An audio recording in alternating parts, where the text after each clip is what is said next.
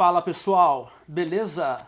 Aqui é o André Renato do Sombras Elétricas e este é mais um episódio de Livros de Cinema.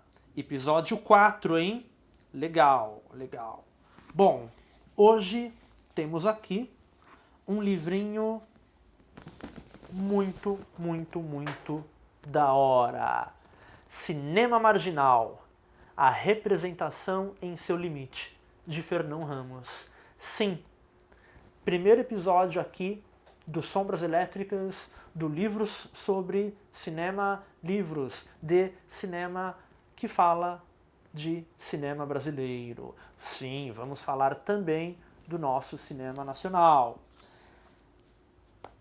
Gente, esta obra é um clássico absoluto da literatura cinematográfica no Brasil.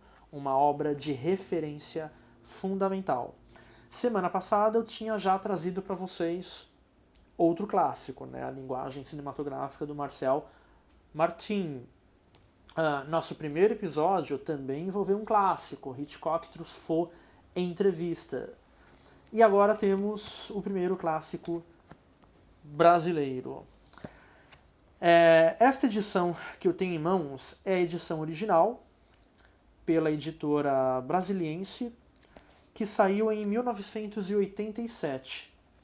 Fernão Ramos, ele é professor de cinema na Unicamp, até hoje ele dá aula atualmente lá na Unicamp. E só que, infelizmente, este livro ainda não teve uma reedição, sequer uma reimpressão. Então a única maneira de encontrá-lo, infelizmente, acaba sendo em sebos, apenas em sebos.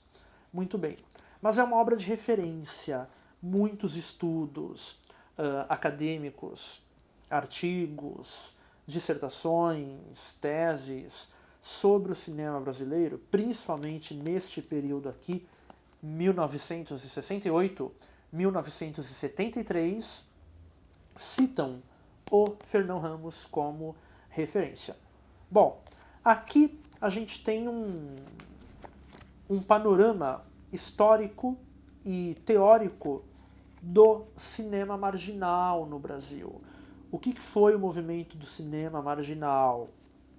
Foi um movimento relativamente pequeno, né, restrito a São Paulo, principalmente, a região chamada de a Boca do Lixo, né, aqui no centro de São Paulo, perto do Largo do Arouche, da Praça da República, que já era, na virada dos anos 60 para os 70, uma região decadente.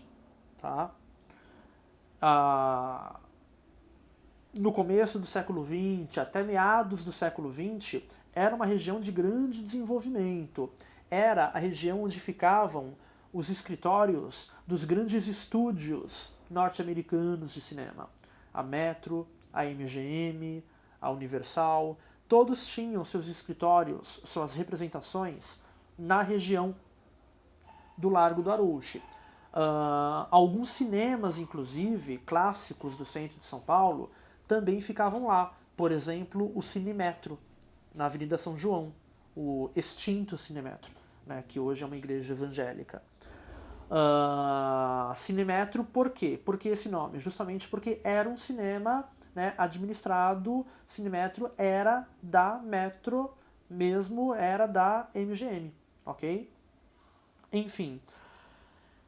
E aí, no final dos anos 60, começo dos anos 70, os grandes estúdios começam a abandonar essa região. A região começa a entrar em decadência, no sentido de criminalidade, prostituição, enfim. E alguns jovens diretores, eles começam a ir para essa região e abrir pequenas produtoras de cinema, independentes, totalmente sem dinheiro, na base da guerrilha mesmo. E aí esses jovens diretores, eles, né, ficaram conhecidos como a geração da Boca do Lixo, o cinema marginal paulistano. No Rio de Janeiro, houve alguns cineastas que trabalharam na mesma linha, né? Na Bahia também, né, em Salvador, mas foi um movimento principalmente concentrado em São Paulo, em poucos lugares, tá? Muito bem. Como que se caracteriza, em linhas gerais, o cinema marginal segundo o estudo feito aqui pelo Fernão Ramos? O cinema marginal ele apareceu muito como uma oposição ao cinema novo, né? O cinema novo de Glauber Rocha, Nelson Pereira dos Santos, Rui Guerra, enfim, o cinema novo que antes do golpe de 64 trazia grandes esperanças para a sociedade brasileira como um todo, esperanças revolucionárias, de conscientização do povo, de tomada do poder pelo povo e a implantação de um outro Brasil, um Brasil mais justo, mais igualitário, né? Muito motivado, é claro, por propostas da esquerda socialista, né, em alguns casos. Com o golpe de 64, muitas dessas esperanças morreram, mas algumas continuaram ali, tá? Até 1967. 67, a partir de 66, na verdade. 66, 67, 68, que é quando a ditadura ela vai realmente começar a pegar muito pesado, né? Muita perseguição, muita tortura, muitas prisões, censura principalmente. E aí, nesse contexto de perda total de esperanças, o Glauber Rocha vai lançar um filme essencial, que é o Terra em Transe, que vai expressar justamente esse estado de espírito. Meu Deus, o que está acontecendo? O que a gente faz? Né? Esse estado de espírito que pegou os artistas, os intelectuais, os ativistas políticos de esquerda no Brasil da época. Terra em Transe é um filme fundamental nesse sentido, captando esse momento histórico. Bom, Terra em Transe foi uma fonte de inspiração para os cineastas marginais, porque o que acabou ficando colocado é que não há mais o que fazer, né? Qualquer possibilidade de luta se tornou ilusória, né? As esperanças que a gente tinha, né, de um Brasil mais popular, igualitário, né, morreram. A ditadura se consolidou no poder. Isso vai deixar a resistência, boa parte da resistência, né, tirando, logicamente, a guerrilha armada, meio que sem ação, né, em um estado de ferrou-se. E aí é que vão entrar os cineastas marginais, né? Eles vão entrar com uma proposta de que não adianta mais a gente fazer filmes defendendo um processo revolucionário em construção, um processo de transformações sociais que não tem mais como ocorrer. Porque a ditadura realmente se agarrou ao poder e não larga o osso de jeito nenhum. E não tem como tirá-la de lá. Não adianta mais, né? Então, o que fazer? Daí vem Rogério Sganzerla.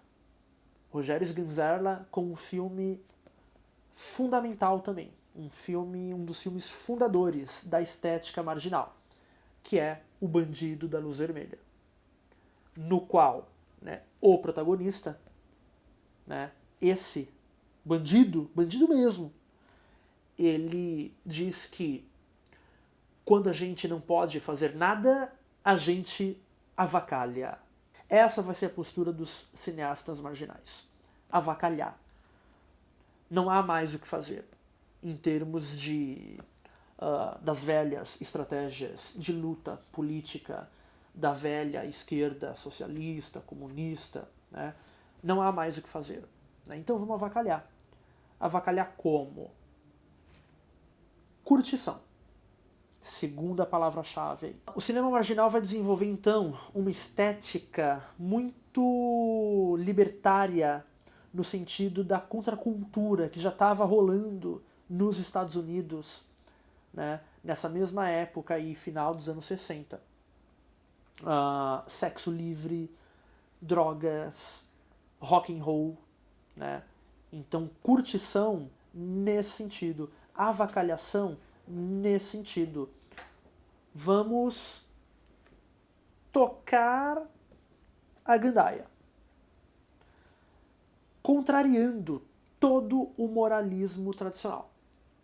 Lembrando que esse mesmo moralismo, né, a moral tradicional, conservadora, a moral dominante, era um dos sustentáculos do regime militar. Tá? Tinha uma base social muito forte. Né? Encontrava uma ressonância muito grande entre as classes médias, que apoiaram, né, que ajudaram no golpe de 64 e durante muito tempo apoiaram a ditadura. Né? Os cineastas marginais vão se opor, eles vão chutar o balde e não, assim, nem aí para esse moralismo tradicional e tacanho. Tá? Daí essa dimensão da curtição, da farra, do erotismo, né, será fundamental no cinema marginal. Lembrando que também nos Estados Unidos, entre o final dos anos 60 e começo dos anos 70, vai começar a se desenvolver a estética, a vertente do exploitation, né, dos filmes B. Né, filmes B de exploração muito forte de gênero, né, cinema de gênero de baixo orçamento, filmes policiais baratos, ficção científica, terror, né, e exploração de erotismo muito forte. Tá? Um caráter sexual aí muito à flor da pele.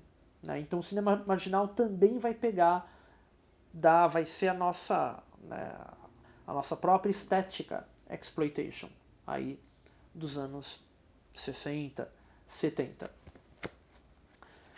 Essa é a dimensão da curtição.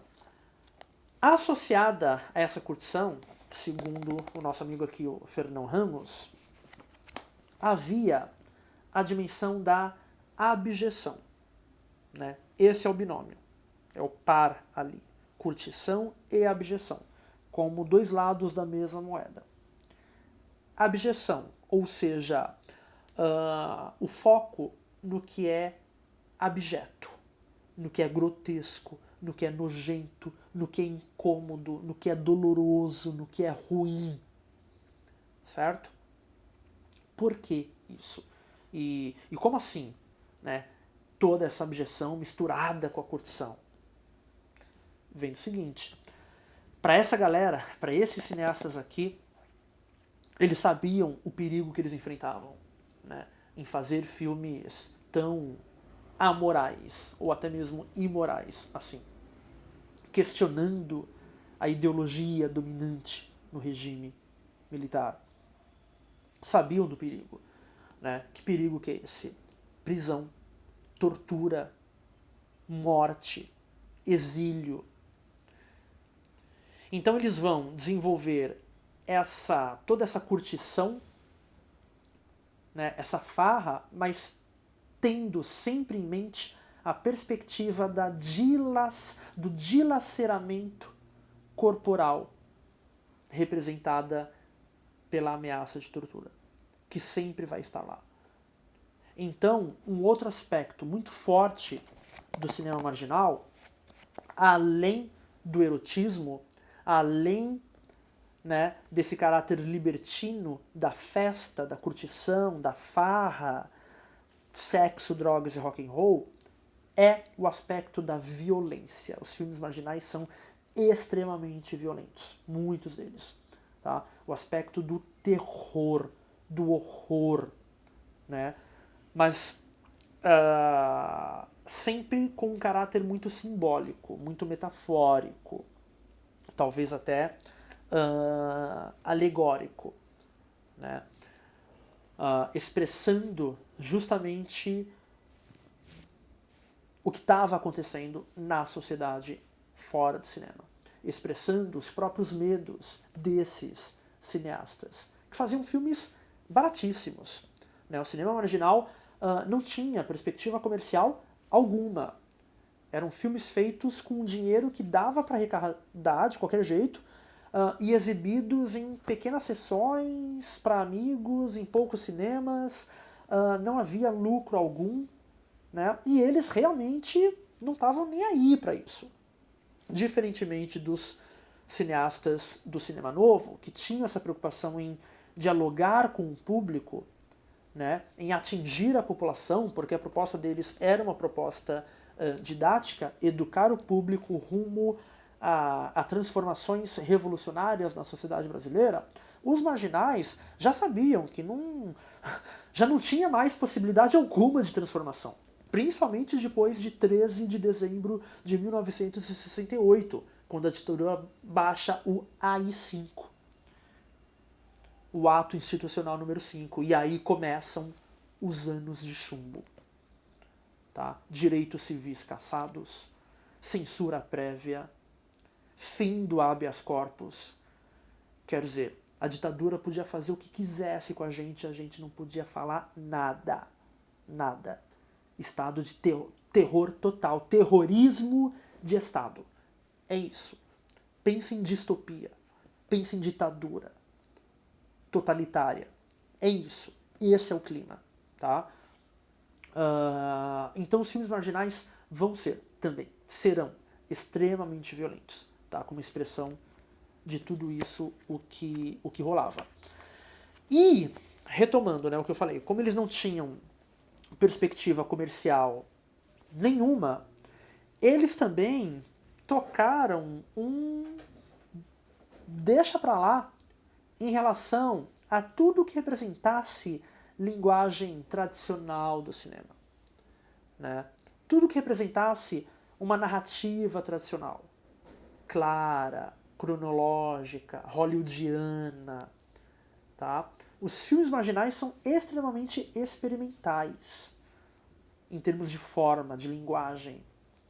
Às vezes filmes sem pé nem cabeça, sem história alguma, com personagens muito loucos, vagando por aí, fazendo mil e uma loucuras. E aí, de repente, o filme acaba. E você fica com aquela cara de... Nossa! Mas essa é a proposta. Tá? Filmes propositalmente feios. Propositalmente ruins. Daí esse caráter de filme B. Né? Essa inspiração aí na exploitation. Filmes com enquadramentos ruins. Tá? Movimentos de câmera mal feitos, cortes na edição totalmente zoados, né? Filmes aparentemente feitos por quem não manja nada de cinema, não entende nada de cinema, tá? Mas eles entendiam muito, e a proposta era fazer um negócio incômodo mesmo, tá? Então, o cinema marginal tinha um caráter crítico muito forte em relação à sociedade brasileira na época da ditadura. Só que essa crítica ela era feita através dessa curtição, né? Quer dizer, se opor aos padrões morais do regime. Era feita também através da abjeção, ou seja, uma violência incômoda, tá? Mas para expressar a violência que ocorria na própria sociedade. E um experimentalismo na linguagem muito forte para também chacoalhar o espectador, tirar o espectador da sua zona de conforto em relação aos filmes tradicionais, tá? Aos filmes de Hollywood, aos filmes que representam a sociedade tradicional, né? Que representam as mentalidades dominantes, inclusive dentro da ditadura militar. Tá? Então, cinema marginal é um cinema feito para chocar mesmo. Para chocar, para escandalizar. Daí uma última dimensão nesse resumo aqui que eu estou, né, fazendo para vocês, neste pequeno resumo, uma outra dimensão fundamental também da estética marginal, que é a agressão. A estética da agressão. O cinema marginal ele quer agredir o espectador. Ele quer provocar, ele quer tirar o espectador de sua zona de conforto. Daí essa imoralidade da curtição, daí o nojo da abjeção, a extrema violência, daí todo o experimentalismo linguístico, tá? A abjeção. É isso. Vou ler para vocês alguns trechinhos que exemplificam tudo isto que eu falei aqui. Quando a gente não pode fazer nada, a gente avacalha e se esculhamba. Esta conhecida frase pronunciada em O Bandido da Luz Vermelha, filme de Rogério Sganzerla, de 1968, dá, a meu ver, a dimensão exata das transformações sofridas pela ideologia estabelecida em torno da necessária inserção da obra no social durante o decorrer da década. Primeiro, uma constatação crua. A gente não pode fazer nada. Ou seja, todas as possibilidades revolucionárias no Brasil morreram com o golpe de 64. Né? E a maior parte das possibilidades de resistência morreram com o AI-5 em 68.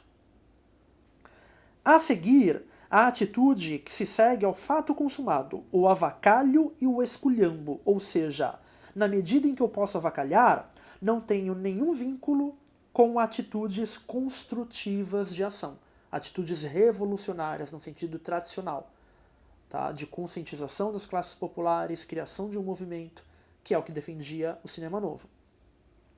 O avacalho é a ação desordenada, uma ação que não se propõe um alvo definido e que retorna para a sua própria incapacidade de maneira afirmativa. Daí, talvez, a pecha de irracionalidade comumente atribuída aos filmes que estes jovens autores produziram no começo da década de 70 e que aparece como um dos poucos adjetivos que a crítica da época conseguiu encontrar para refletir sua perplexidade diante de obras que fugiam completamente a determinados padrões convencionais de representação. É isso, gente. Cinema marginal é um cinema irracional. Acabou. É isso. Mais um trechinho só. Aqui. Sobre a abjeção. Sobre o limite da curtição, né, dentro da perspectiva da tortura, né, na ditadura militar. De um lado, teríamos então a experimentação do prazer que transparece na ausência de uma teleologia quanto à ação dos personagens. É a curtição. Personagens que vivem uma vida completamente desregrada, a bel prazer, tá? Sem rumo na vida, sem um objetivo claro, uma meta a ser atingida, tá? Errando sem destino, sem causa e sem objetivos pelo mundo, suas ações são geralmente direcionadas pelo experimentar, pelo curtir de determinadas experiências que lhes são colocadas por um destino diegeticamente gratuito e inexplicável. Essa é a diegese do cinema marginal. Diegese, ou seja, tudo o que é relativo ao universo narrativo. Tá? As histórias contadas, o universo representado dentro dos filmes. Qual que é o universo diegético do cinema marginal? É um universo irracional, sem sentido algum, sem história propriamente dita. Começo, meio e fim, causa e consequência. Né? Você tem simplesmente personagens zanzando pela vida, pelo mundo, curtindo a vida, doidado, e é isso. Estas experiências, no entanto, não são vivenciadas de forma tranquila, apesar da ausência de uma causa aparente. Tudo se passa como se, estando o campo aberto para o usufruto do prazer, alguma outra força imprimisse dentro deste, talvez excessivamente aberto, a dimensão do horror e da abjeção que, como extremos, parecem coincidir. Dentro da ideologia da contracultura, característica do início dos anos 70, a conjuntura política particular do Brasil parece ter acrescentado um novo fator, condizente com nossa realidade, o terror. Todo o discurso em torno da experimentação do prazer se choca com um universo de repressão à individualidade extremamente brutal. A própria atitude de perseguição, a própria atitude de contestação serve como motivo para perseguições. Alguns cineastas do grupo analisado chegaram a ser presos. Muitos foram seguidos, tiveram suas casas revistadas, foram intimados a prestar depoimentos, etc. E ao fundo dão um tom a este ambiente um tanto paranoico e que permite dimensionar muito do que vemos expresso na tela quando analisamos os filmes marginais. A perspectiva da tortura e do dilaceramento corporal. É isso, gente. Em tempos de extrema-direita, em tempos de fascismo, em tempos de ameaças autoritárias que nunca descansam, ainda é muito, fundamental o estudo do cinema marginal. Ok? Grandes clássicos do cinema marginal, além do Bandido da Luz Vermelha do Sganzerla, a gente tem os filmes do Júlio Bressani, Matou a Família e Foi ao Cinema, O Anjo Nasceu. A gente tem o Bang Bang, do Andrea Tonati. Tá? A gente tem o Jardim de Espumas, do Luiz Rosenberg. A gente tem os próprios filmes do José Mujica Marins, o famoso Zé do Caixão, principalmente Ritual dos Sádicos, ou Despertar da Besta, tem esse duplo título. Ok? A gente tem A Margem, de Oswaldo Candeias. A gente tem o Carlos Reichenbach, importantíssimo diretor da Boca do Lixo paulistana, e tantos outros por aí. Ok? É isso aí, galera. Fiquem então com Fernão Ramos, tá? Ótima leitura. E semana que vem tem mais livros de cinema. Valeu, muita força e muita luta para todos. Resistência sempre.